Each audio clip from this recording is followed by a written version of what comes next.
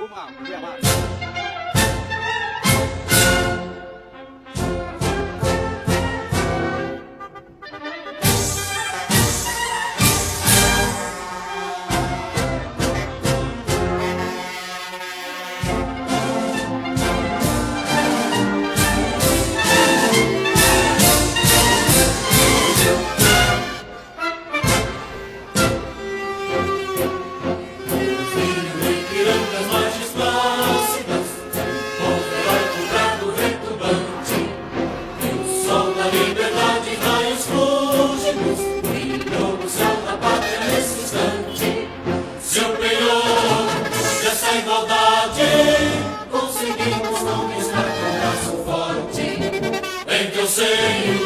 A liberdade desafia o nosso peito à própria morte.